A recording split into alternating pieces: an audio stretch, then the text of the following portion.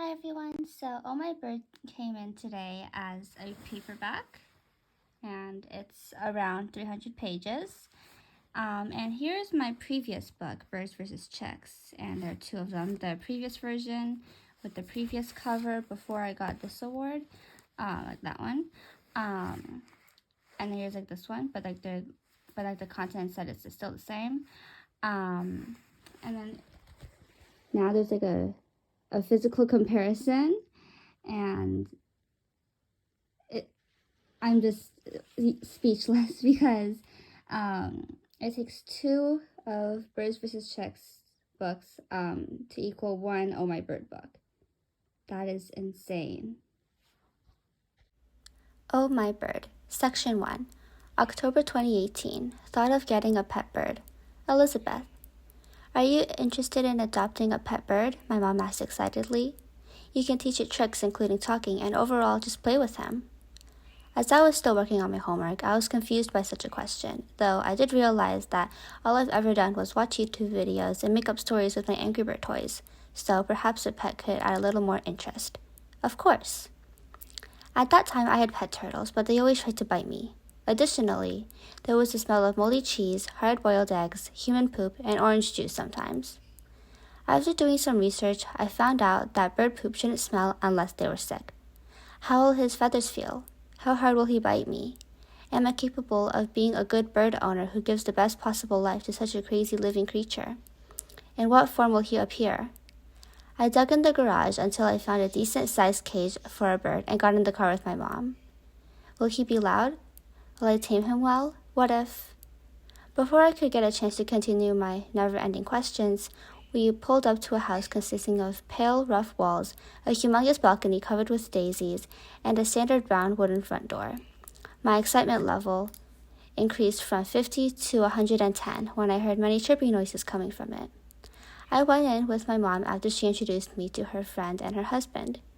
The smell was a little stuffy for my liking, but that was the last of my worries because I saw a stunning green-cheeked parakeet who showed off its talking ability. I couldn't believe my eyes and ears. My mom's friend instructed me to push my finger up towards its chest from its stomach, and everything else in my childish mind was brushed away by the magnificent feeling of joy. A mini life was standing on me. However, before I could enjoy it more, we had to move to the actual reason why we were here. This was it. My life was going to go off its original track, and I was about to become a new me.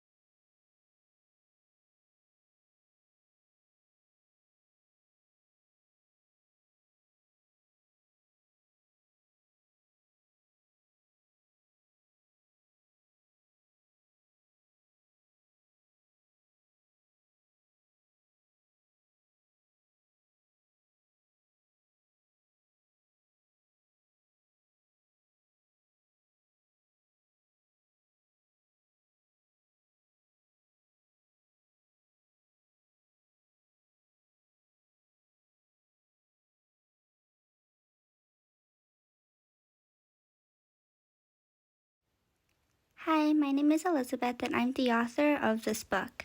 It's already on Amazon.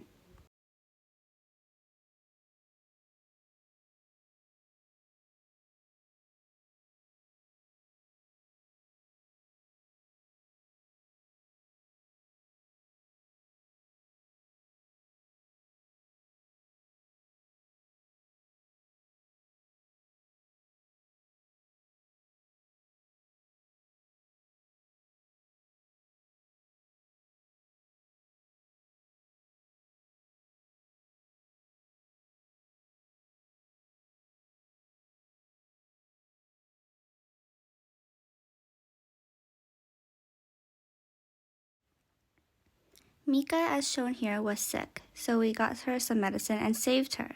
I'd like to now read the second chapter of my memoir about my birds. October 2018. Bringing Bluey home. Elizabeth. As I followed the grown-ups to the birdcage outside, I saw so many budgies. It was insane. They were either eating, drinking, cleaning, itching, chewing, or standing there staring into my soul. Even though most of them were yellow and green, there were a few blue ones, and one stood out to me like a shining star in a pitch-black sky. He had a pink cere, yellow and smooth-looking beak, and faint lines on the top of his head and wings. Even though I wanted to pet it, the beak was accentuated, causing me to inch backward. While my mom's friend's husband grabbed him, he wiggled around, wanting to get out. However, his wings weren't clipped, which meant that he could fly away if we managed to get out. My worst fear. He was then put in a cage that I bought, and when my mom put the provided vitamins and food in the cage, she commanded me to block the opening of the cage door. While he attempted to get out, his beak touched my hand, and I jerked away that I let go of the cage completely, freeing him from his rough capture.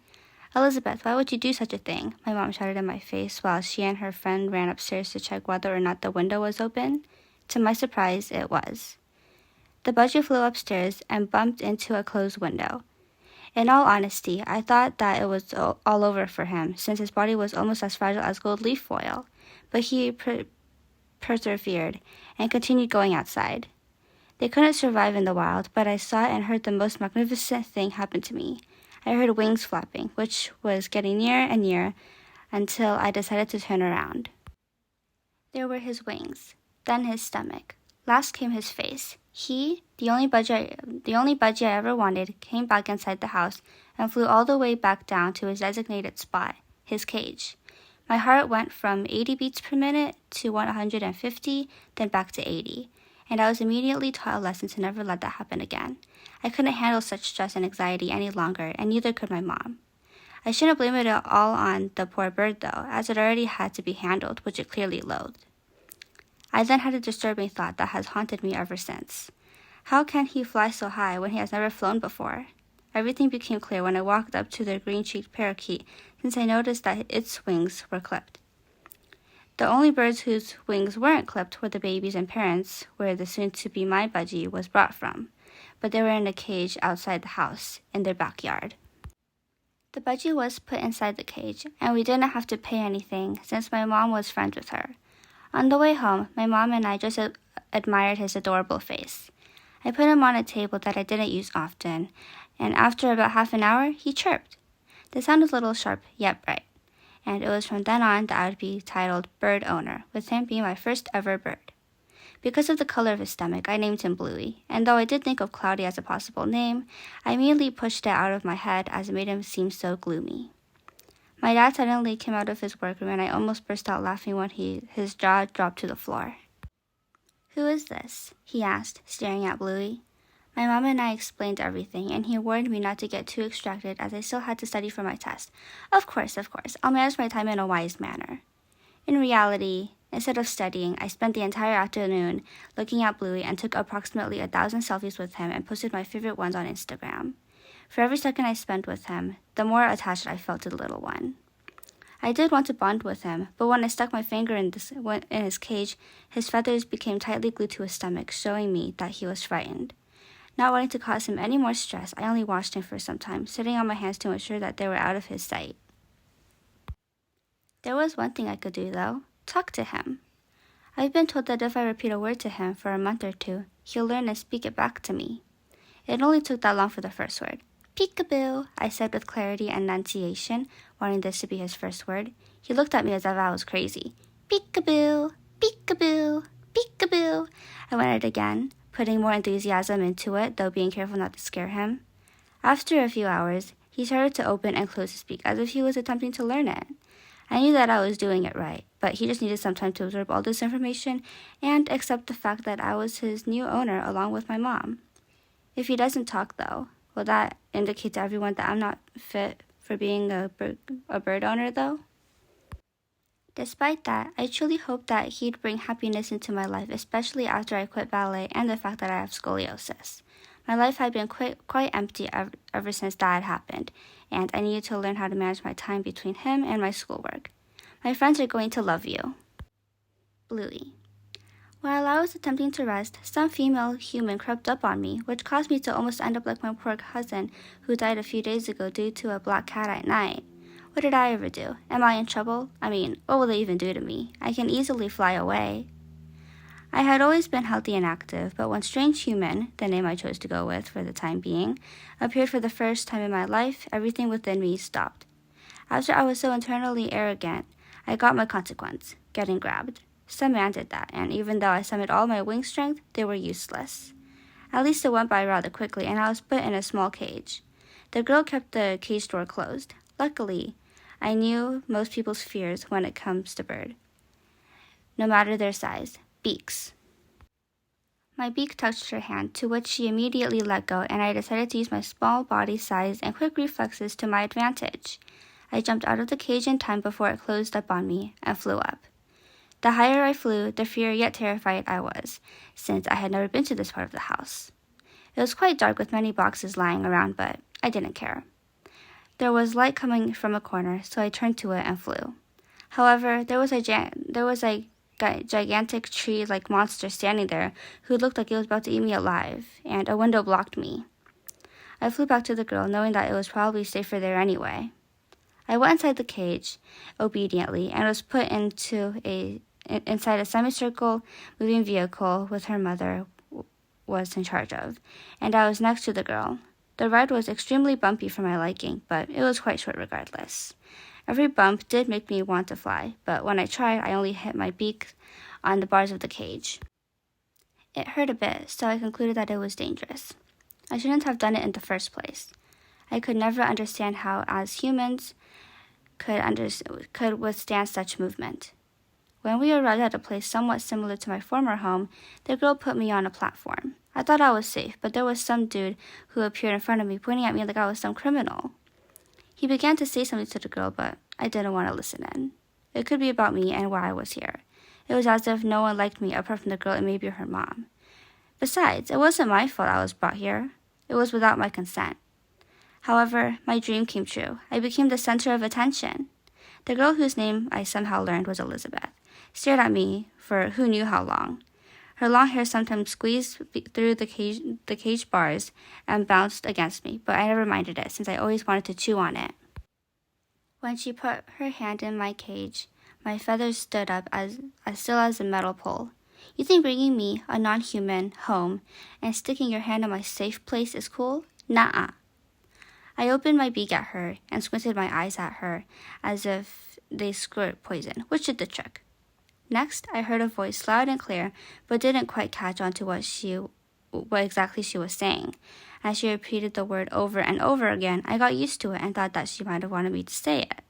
I, again, opened my beak, though in a concentrating and less monstrous way, to show her that I really was an intelligent bird despite my size. She then pulled out a rectangular device and pointed it at me. I decided to look closer at the black circle on it, only to find myself, another me. Afterward, she posed with me on the right of her. "My friends are going to love you," she exclaimed. I never knew what she meant by that, but I agreed with her bewildering statement.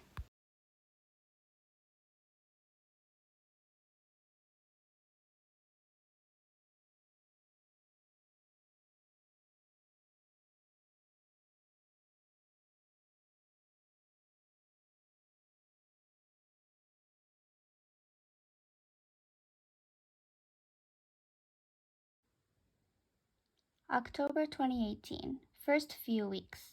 Elizabeth. After getting ready for the day with no plans of going outside, I decided to go downstairs and see how Bluey was doing. He jerked a little when the room was all of a sudden bright, but became a lot calmer when I came into his view.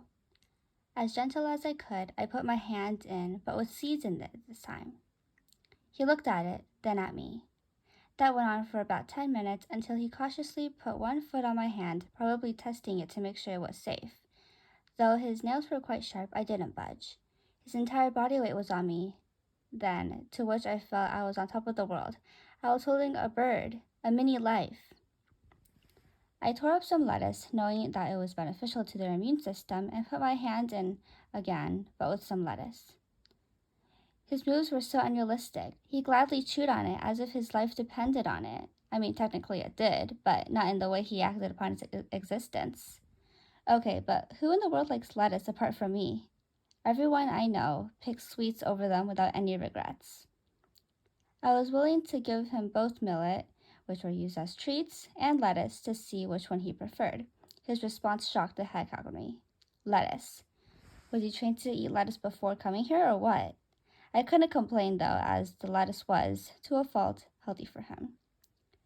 As little as I wanted to, I had to study for my test, so I brought Bluey with me, who was on my finger, to my study desk and put him on my computer. On the way, though, he seemed intrigued by my pet turtles in the tank. He inched forward, showing me that he couldn't wait to go explore, but I blocked his view. I began to write down my notes with my pencil when his pupils began to shrink down in size and then went back to normal. Do I have an alien budgie or what's going on? It turned out that it could either mean he would turn aggressive over something or someone.